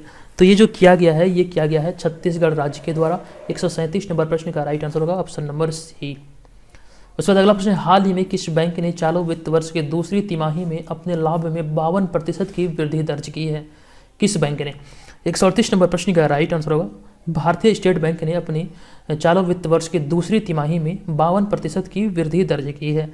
चलिए उसके बाद हम बढ़ते हैं नेक्स्ट प्रश्न पे। 139 नंबर प्रश्न हमारा यहाँ पे है, हाल ही में भारत ने खगोल विज्ञान के क्षेत्र में वैज्ञानिक एवं तकनीकी सहयोग विकसित करने के लिए यहाँ पे किस राष्ट्र के साथ समझौता किया है? किस राष्ट्र के साथ समझौता किया है? तो भारत के द्वारा जो भी समझौता किया गया है, ये किस राष्ट्र के साथ समझौता किया गया? तो 139 नंबर प्रश्न का जो राइट आंसर होगा ये हो जाएगा 139 का ऑप्शन नंबर बी, यानी कि जापान। 139 का ऑप्शन नंबर बी यहाँ पे राइट आंसर होगा कि अभी हाल ही में भारत ने खगोल विज्ञान के क्षेत्र में वैज्ञानिक एवं तकनीकी सहयोग विकसित करने के लिए जापान के साथ समझौता किया है। ऑप्शन नंबर बी यहाँ पे इस प्रश्न का राइट आंसर है। उसके बाद बढ़ते हैं नेक्स्ट प्रश्न पे। हाल ही में नेपाल के राष्ट्रपति विद्यादेवी भंडारी ने किसे नेपाली सेना के जनरल के मानद रैंक से सम्मानित किया है? तो 140 नंबर प्रश्न का जो राइट आंसर होगा ये होगा थल सेना प्रमुख मनोज मुकुंद नरवणे को अभी हाल ही में नेपाली सेना के जनरल के मानद रैंक से सम्मानित किया गया। ऑप्शन नंबर बी यहाँ पे इस प्रश्न का राइट आंसर है। उसके बाद बढ़ते हैं नेक्स्ट प्रश्न पे कि ओपन इरा में 1000 मैच के जीत दर्ज करवाने वाले चौथे टेनिस खिलाड़ी हाल ही में कौन बने हैं? तो ये जो कारनामा करने वाले टेनिस खिलाड़ी बने हैं, ये बने हैं राफेल नडाल। तो 141 नंबर प्रश्न का राइट आंसर होगा हमारा ऑप्शन नंबर ए, राफेल नडाल। चलिए नेक्स्ट प्रश्न है, लॉकडाउन की अवधि के दौरान राजस्थान के बाद किस राज्य या केंद्र शासित प्रदेश ने पटाखों पर प्रतिबंध लगाया था? तो लॉकडाउन अवधि के दौरान ये जो पटाखों पर प्रतिबंध लगाया गया था, तो 142 का राइट आंसर होगा option number B, Delhi. Rajasthan के बाद ऐसा करने वाला दिल्ली दूसरा राज्य था। ऑप्शन नंबर बी इस प्रश्न का राइट आंसर है। अगला प्रश्न, विश्व सुनामी जागरूकता दिवस कब मनाया गया? तो विश्व सुनामी जागरूकता दिवस जो मनाया गया, ये ऑप्शन नंबर बी यहाँ पे इस प्रश्न का राइट आंसर होगा 5 नवंबर को मनाया गया। ये प्रत्येक वर्ष 5 नवंबर को मनाया जाता है और पेड पीडीएफ में इसके बारे में आपको डिटेल जानकारी मिलेगी। अगला प्रश्न है, प्रथम बिहार प्रादेशिक सम्मेलन कब हुआ था? प्रथम बिहार प्रादेशिक सम्मेलन जो हुआ था ये कब हुआ था, यह प्रश्न। इस प्रश्न का राइट आंसर होगा 1908 में ही हुआ था। प्रथम बिहार प्रादेशिक सम्मेलन 1908 में हुआ था। उसका अगला प्रश्न है कि बिहार के किस आंदोलन के समय मुठिया प्रथा चालू की गई थी? बिहार के किस आंदोलन के समय मुठिया प्रथा चालू की गई थी? तो 145 नंबर प्रश्न का राइट आंसर होगा असहयोग आंदोलन के द्वारा। ऑप्शन नंबर सी यहाँ पे इस प्रश्न का राइट आंसर होगा। चलिए उसके बाद बढ़ते हैं नेक्स्ट प्रश्न पे। पटना कलम संबंधित है, पटना कलम किससे संबंधित है? महत्वपूर्ण प्रश्न है और इस प्रश्न का अगर मैं राइट आंसर की बात करूँ तो ये हो जाएगा हमारा ऑप्शन नंबर बी, ये चित्रकला से संबंधित है। और पटना कलम से संबंधित मैंने डिटेल इन्फॉर्मेशन आपको पेड पीडीएफ में दिया है, आप वहाँ पे इसके बारे में डिटेल में पढ़ सकते हैं। पटना कलम से संबंधित जितने भी महत्वपूर्ण जानकारी हैं वो सभी आपके लिए महत्वपूर्ण है और ये आपके लिए उपयोगी है, जो भी मतलब कि आप प्री और मेंस दोनों एग्जाम में आपके लिए कारगर सिद्ध हो सकता है। अगला प्रश्न है, गया के कांग्रेस अधिवेशन में सबसे प्रमुख प्रश्न क्या था? तो 147 नंबर प्रश्न का राइट जो आंसर होगा, गया के कांग्रेस अधिवेशन में सबसे प्रमुख जो प्रश्न था 147 नंबर का right answer option number D, Vidhan Parishad में प्रवेश इस प्रश्न का राइट आंसर होगा। चलिए उसके बाद हम बढ़ते हैं नेक्स्ट प्रश्न पे। 148 नंबर प्रश्न में 1923 के चुनाव में बिहार में स्वराज पार्टी के विधान परिषद में कितनी सीटें प्राप्त की थी? 1923 के चुनाव में बिहार में स्वराज पार्टी ने विधान परिषद में कितनी सीटें प्राप्त की थी? 148 नंबर प्रश्न का राइट आंसर होगा 10 सीटें प्राप्त की थी। ध्यान रखिएगा ऑप्शन नंबर ए यहाँ पे इस प्रश्न का राइट आंसर है। उसके बाद नेक्स्ट प्रश्न है कि 6 फरवरी 1921 को पटना में स्थापित बिहार राष्ट्रीय महाविद्यालय का उद्घाटन किसके द्वारा किया गया था? 149 नंबर प्रश्न का राइट आंसर होगा महात्मा गांधी के द्वारा 6 फरवरी 1921 को पटना में स्थापित बिहार राष्ट्रीय महाविद्यालय का उद्घाटन किया गया था। राइट आंसर है हमारा ऑप्शन नंबर बी। अगला प्रश्न है कि बख्तियार खिलजी के शव को दफनाया गया था कहाँ पर? तो बख्तियार खिलजी के जो शव को दफनाया गया था ये गया था बिहार शरीफ में दफनाया गया। ऑप्शन नंबर बी यहाँ पे इस प्रश्न का राइट आंसर होगा। तो इस वीडियो में कुल मिला के 150 प्रश्न थे और यहाँ पे 150 में से आपने कितने प्रश्नों को सही से हल किया कृपया मुझे कमेंट बॉक्स में कमेंट करके बताइए। और यहाँ पे आप देख सकते हैं पेड ग्रुप में जुड़ने के लिए तमाम जानकारियाँ लिखी गई है। आप इस व्हाट्सअप नंबर पर P21 लिख के मैसेज करें और उसके बाद हमारे इस पेड ग्रुप को ज्वाइन करें और यहाँ पे आपको टेस्ट सीरीज प्रोवाइड कराए जाएंगे। और यहाँ पे जो निर्धारित किया गया इसका जो फी है ये 555 रुपये एक साल के लिए निर्धारित किया गया है। अगर आप इच्छुक हैं तो इस व्हाट्सअप नंबर पे आप में मैसेज करके इसे ज्वाइन कर सकते हैं। चलिए मिलेंगे नेक्स्ट वीडियो में, तब तक के लिए धन्यवाद।